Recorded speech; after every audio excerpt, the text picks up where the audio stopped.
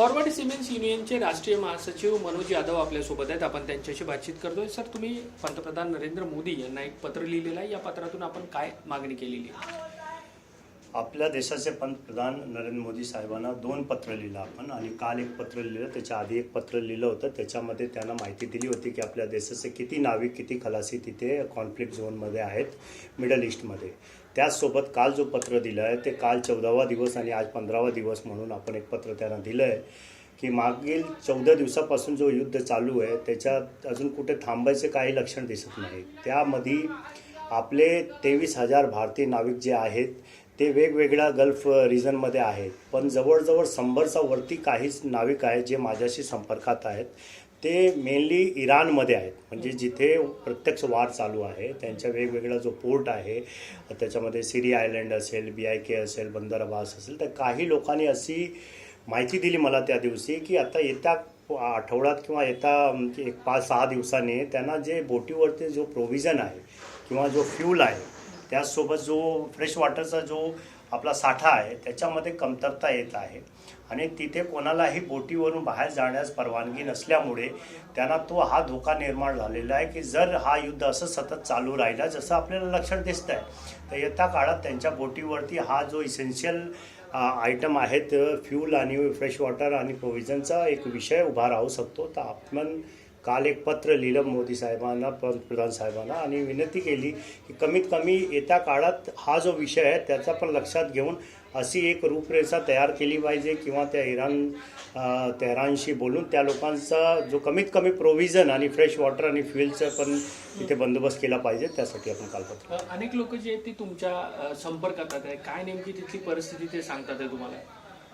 मागील काही दिवसापासून आपण पाहिलं असेल बरेच मीडियावरती ऑलरेडी चालू आहेत जे म्हणजे कसे आजूबाजूचा साईडला तिथे बॉम्ब ब्लास्ट होत आहे, म्हणजे 2 किलोमीटरच्या अंतरावरती.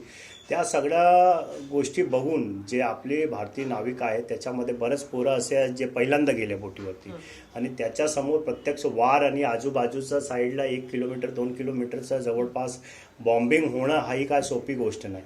म्हणजे काही लोक अशी परिस्थिती आहे, मला सांगितलं की ते झोपू शकत नाही. मागील 4-4, 5-5 दिवस ते झोपत नाही रात्री भीतीमुळे, आणि रात्रीचं जे म्हणजे त्यांना बाहेर जाण्यास भीती वाटतं. परिस्थिती एवढी बिकट आहे की कोणाकडे संपर्क करायचा, आणि त्यांच्या कम्युनिकेशनचा जो माध्यम आहे त्यांच्या मोबाईल असो, इंटरनेट असो, त्याच्यामध्ये पण खूप लिमिटेड ॲक्सेस आहे, कारण रिचार्ज नाही होऊ शकत तिथे. त्याच्यामुळे ते काही रॅशनिंग करत आहे, म्हणजे काही एक वेळाने एखादा मेसेज पाठवला त्यांनी, त्यानंतर दुसऱ्या दिवशी मेसेज पाठवतात, आणि खूप भीतीचा तिथे परिस्थिती आहे लोकांमध्ये. ते भीती तर आहे. त्यांच्या एकच मागणी की आम्हाला कसं पण करू इथून इव्हॅक्युएट करा. जो आपला इव्हॅक्युएशनचा किंवा त्यांना भारतात परत आणण्याचा जो विषय आहे तो एक मूळ प्रश्न आहे. त्याच्यासोबत बरेच आपले भारतीय कामगार आहेत तिथे, शोर वर्कर, त्यांना पण घेऊन यायचं आहे.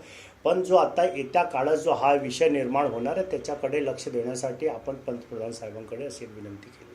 तुमची संघटना प्रामुख्याने खलाशी असतील किंवा इतर जहाजाशी संबंधित लोक असतील त्यांच्या संदर्भात कशा पद्धतीचं काम करते? ही संघटना 1954 पासून कार्यरत आहे, आणि भारतीय नाविक जे देशात किंवा परदेशात बोटीवर काम करतात त्या लोकांचा वेलफेअर, त्या लोकांचा हक्क, राईट्स यासाठी आपली संघटना काम करते.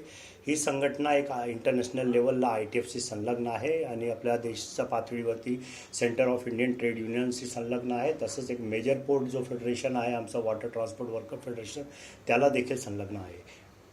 ठीक सर, धन्यवाद ही सगळी माहिती दिल्याबद्दल आणि आमच्याशी बातचीत केल्याबद्दल. व्हिडिओ जर्नलिस्ट सचिन सर, मी देवेंद्र कोलटकर, NDTV मराठी, मुंबई.